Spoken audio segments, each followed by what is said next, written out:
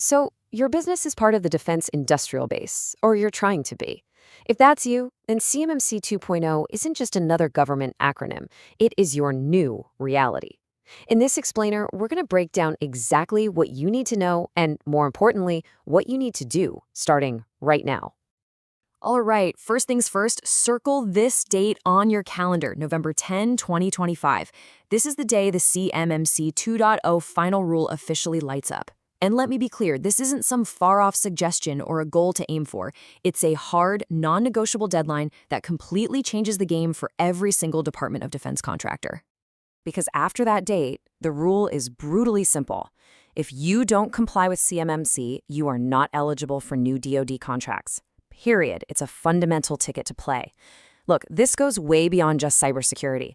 We're talking about your company's ability to survive and thrive in the defense sector.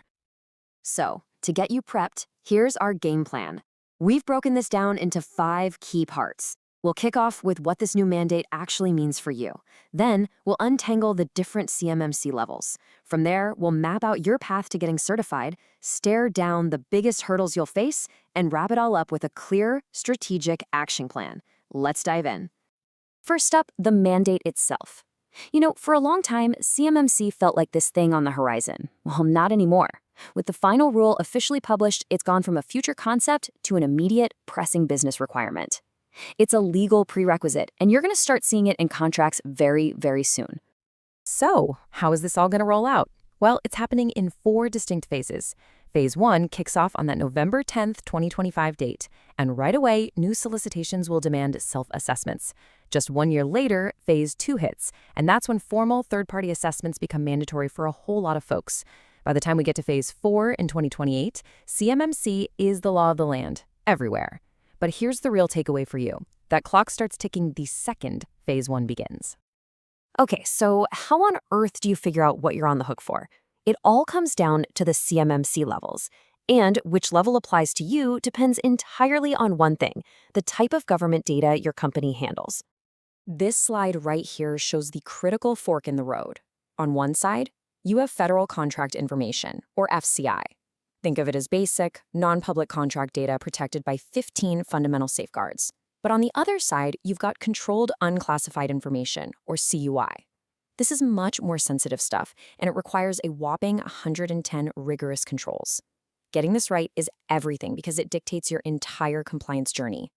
And that brings us to this table, the 3-tiered model. So at the bottom, you've got level 1. This is for companies that only handle that basic FCI. It's foundational, and it requires you to do a self-assessment every year. But if you handle CUI, you're looking at level 2. Now you're talking about a formal, no-kidding audit by a certified third-party assessor, a C3 PAO every 3 years. And then there's level 3, the expert tier. This is for the most sensitive data, and it demands an even tougher government-led assessment. Now, before you even dream of touching a single control, we have to talk about scoping. This is all about drawing a line around the parts of your network that actually handle that government data, and you have to get this right. If you overscope, you're just burning cash skewering systems that don't need it. But underscoping? Ooh, that's an immediate automatic assessment failure. Game over, right out of the gate. All right, you've figured out your level, you've defined your scope. What's next? Let's walk through the practical, nuts and bolts steps you need to take to actually get that CMMC certification in hand. Think of this as your 5-step roadmap. It all starts with that scoping and a gap analysis to see where you stand. Then, it's all about documentation, creating your critical systems security plan. After that, you get to work implementing the controls and training your people. Only then are you ready for the main event, the assessment. If you pass, you get certified and move to the final step, cleaning up any last action items. And please, whatever you do, don't underestimate how long this takes. This isn't a summer project. The DoD itself is warning folks that getting ready for a level 2 assessment isn't something you can cram into a few months. We're talking a long-term, strategic effort that can take up to 2 years. The message couldn't be clearer. You need to start now. Okay, I really need to hammer this point home because it's an absolute showstopper. That Systems Security Plan, the SSP, it's not just more paperwork. It is the detailed blueprint of your entire security program.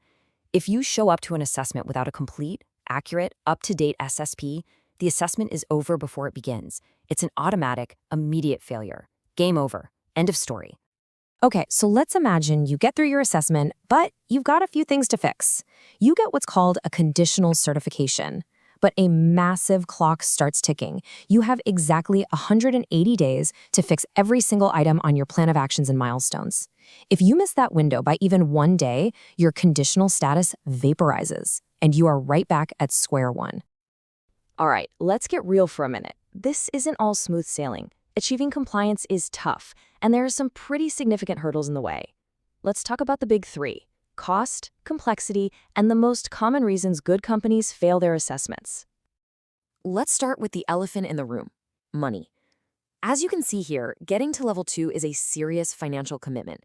We're seeing estimates that range from a low end of $50,000 to over $200,000, and honestly, sometimes even more. And that's not just the audit fee. That's everything from consultants and new tools to the audit itself. For a lot of small and medium-sized businesses, this is a huge barrier. So, where are people actually tripping up? This table tells a fascinating story. You want to know the number one reason for failure? It's not some fancy tech. It's paperwork. A missing or out-of-date SSP is the top killer. Other major tripwires are things like getting multi-factor authentication everywhere, using government-approved cryptography, and having a real proactive incident response plan. And this really gets to the heart of it. CMMC is less about buying the right tech and more about having mature, repeatable processes. And just to make things more interesting, the challenges aren't all within your four walls. A DoD audit found some pretty big problems in how the third-party assessors themselves were being authorized. On top of that, the DoD has a very strict no reciprocity rule. That means even if you have a top-tier government certification like FedRAMP, sorry, doesn't count. You have to start from scratch with CMMC. Okay, deep breath. We've gone through the requirements, the process, and yeah, some of the scary hurdles. So now, let's pivot from problems to solutions. This final section is all about your strategic action plan to get your organization ready to win. So here it is, your CMMC action checklist.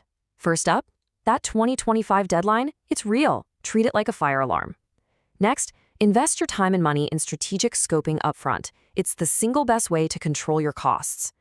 Third, prioritize your processes over just buying tech. Remember, the SSP is king. If you handle CUI, you need to be planning and budgeting for that third-party assessment right now. Start tackling the hard stuff, like MFA and cryptography, immediately.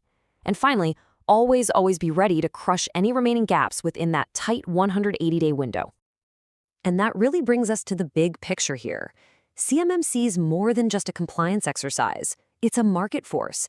The bar is being set very high, and that is almost certainly going to accelerate consolidation in the defense industrial base. Getting certified isn't just about winning your next contract. It's about proving you have what it takes to have a place in the defense supply chain of the future. The real question is, when the dust settles, where will you stand?